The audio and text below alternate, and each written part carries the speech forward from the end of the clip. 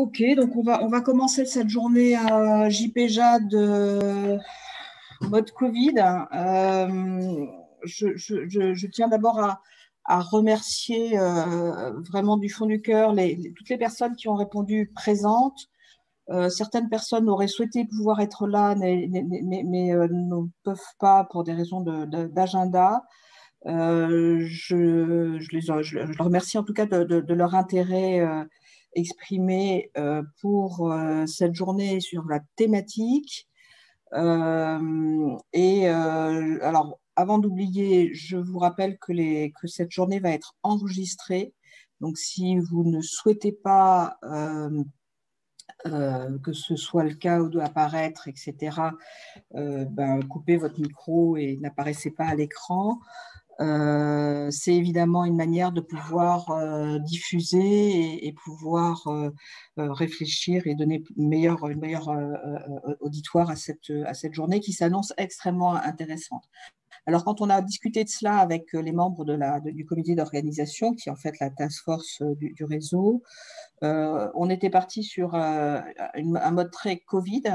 Et puis finalement, on s'est dit que le problème des étudiants, il ne se limitait pas à cette période-là, qui finalement n'a fait que révéler un état très préoccupant et pourtant qui pourrait avoir des réponses sur améliorer la santé des étudiants et améliorer surtout les dispositifs pour qu'ils puissent avoir accès aux soins. Donc ça, ce sera effectivement du coup le fil conducteur de cette journée, avec différentes interventions en lien avec cette question des étudiants eux-mêmes, de la vision et de la stigmatisation, mais aussi de comment ils s'occupent quand ils sont confinés. Donc ça, c'est la présentation, entre autres, qui sera faite sur les jeux vidéo.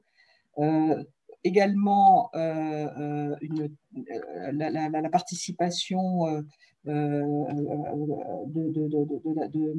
la Maison Perchée, enfin la Maison Perchée, l'association Maison Perchée en la personne de Lucille Zola, qui est père aidante et qui va aussi pouvoir nous expliciter un petit peu le point de vue des jeunes qui demandent l'accès aux soins, une présentation sur les premiers secours en santé mentale réalisée par Marie Condemine, et puis une table ronde en fin de matinée avec un certain nombre d'acteurs et des points de vue qui sont assez complémentaires, de table ronde qui s'annonce très intéressante. Et puis cet après-midi aussi, on va voir la question un peu plus de la réinsertion pour les étudiants et enfin le résultat d'une enquête auquel la plupart vous avez répondu, je vous remercie, d'état des lieux sur la situation actuelle sur le déploiement des centres d'intervention précoce, avec également la présentation de 2 nouveaux centres en train de se construire.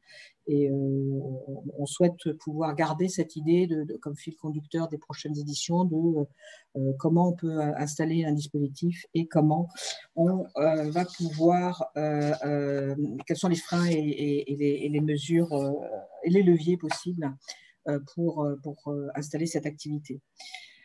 Je ne vais pas tellement donner plus de chiffres sur la santé des étudiants puisque Ariel Fragerman va le faire à l'instant. Je vais remercier très sincèrement Nemat Jafari, le professeur Nemat Jafari, qui est à Poitiers, qui connaît bien cette question des étudiants pour y être maintenant directement confronté, j'allais dire, en tout cas interpellé. Et donc, je vais lui laisser la parole pour la suite de la modération de cette première session.